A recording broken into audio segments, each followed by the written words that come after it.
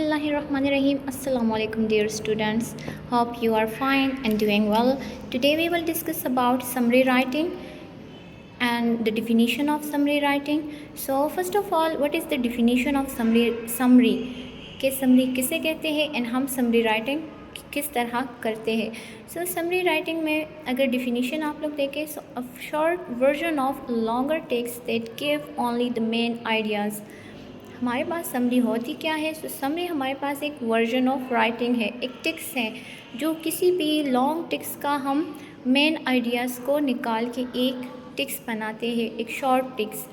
And a summary retell the most important points in your own words, leaving out detail and example.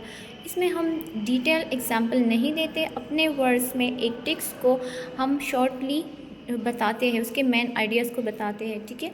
सो इसके हमारे पास points है just like skill for summary writing. ठीक है. Summary writing में हमारे पास कौन कौन से स्किल है. So the first one is reading for main idea.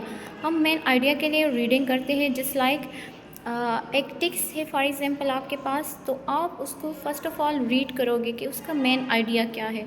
ठीक है. सो अगर आप उसको रीड करोगे तो उसका मेन आइडिया आपको अंदाज़ा हो जाएगा, आपने उसको नोट करना है. Next one is identifying keywords. उसमें जो हाईलाइटेड वर्ड्स है, जो कीवर्ड्स है, आपने उसको आइडेंटिफाई करना है या फिर आपने उसको अपने पास माइंड मैप में लिख देना है. The next one is paraphrasing. Paraphrasing mean कि आप उसको उसी जो उसमें मेन आइडिया डिस्कस हुए हैं उसी को आपने डिस्कस करना है. इसके अलावा आपने और आइडियाज़ को डिस्कस नहीं करना. ठीक है. अपने आप से आपने एडिशन नहीं करनी. नेक्स्ट है स्टेइंग ऑब्जेक्टिव.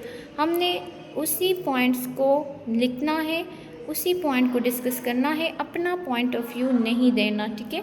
सो इसका मतलब है कि आप ख़ुद से उसमें अपने पॉइंट्स ऐड नहीं कर सकते. जो वहाँ पे मौजूद पॉइंट्स हैं उसी को आपने शॉर्टली समराइज़ करना है.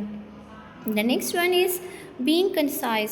कंसाइज मीन्स कि आप उसको शॉर्टली वहाँ पे जो पॉइंट्स हैं उसको शॉर्टली लिखें. ये नहीं है कि आपने उसमें से पूरी डिटेल और पूरी इंफॉर्मेशन डालनी है. ठीक है.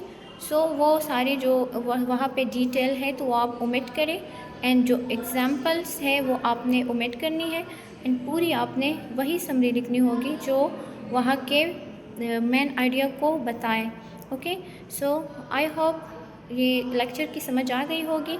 अगर आप लोगों को कोई क्वेश्चन है so you can ask me in your online session.